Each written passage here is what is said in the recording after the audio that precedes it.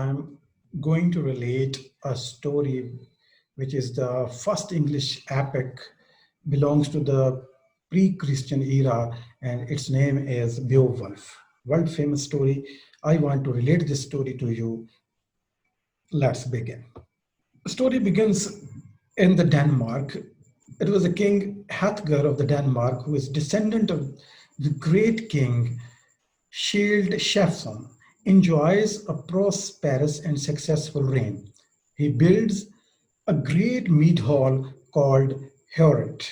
So Heorot, a kind of the hall, kind of where he could held the feast, where his warriors can gather to drink, to receive gifts from their lord, and listen to the stories sung by the scopes or bards, or you can say the poets.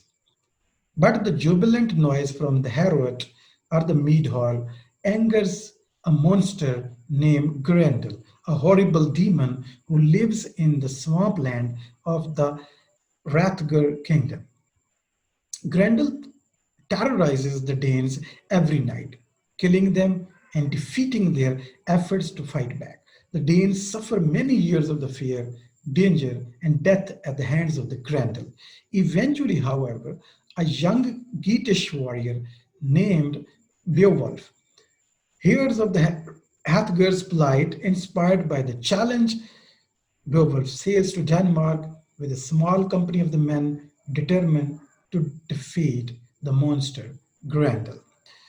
Hathgar, who had once done a great favor for the Beowulf's father, Actho, accepts Beowulf's offer to fight Grendel and holds a feast in Hero's honor. During the feast, an envious Dane named Unferth taunts Beowulf and accuses him of being unworthy of his reputation. However, Beowulf responds with a boastful description of some of his past accomplishments. His confidence cheers the Danish warriors, and the feast lasts merrily into the night. At last, however, Grendel arrives. Beowulf fights him unarmed, proving himself stronger than the demon, who is terrified. As Grendel struggles to escape, Beowulf tears the monster's arm off. Mortally wounded, Grendel slinks back into the swamp to die.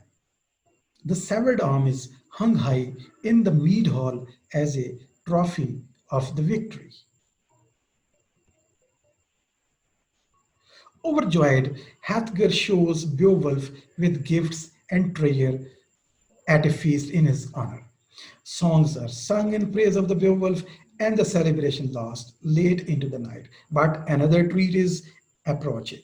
Grendel's mother, a swamp hag who lives in the desolate lake, comes to Harriot seeking revenge for her son's death. She murders Asher, one of the Hathgar's most trusted advisors, before slinking away. The avenge to avenge Asher's death, the company travels to the murky swamp where Beowulf dives into the water and fights Grendel's mother in her underwater lair. He kills her with a sword forged for a giant, then finding Grendel's corpse, decapitates it and brings the head as a prize to Hathgar. The Danish countryside is now purged of its treacherous monsters. Danes are now again overjoyed, and Beowulf fame spread across the whole kingdom. Beowulf departs after his sorrowful goodbye to Hathgar, who has treated him like a son. He returns to the Geatland, where he and his men are reunited with their king and queen, Hagleg and Higt, to whom Beowulf recounts his adventures in Denmark.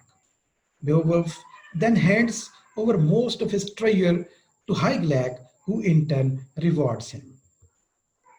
In time, Hygelac is killed in a war against the Shikfings, and after Hygelac's son dies, Beowulf ascends to the throne of the Greeks.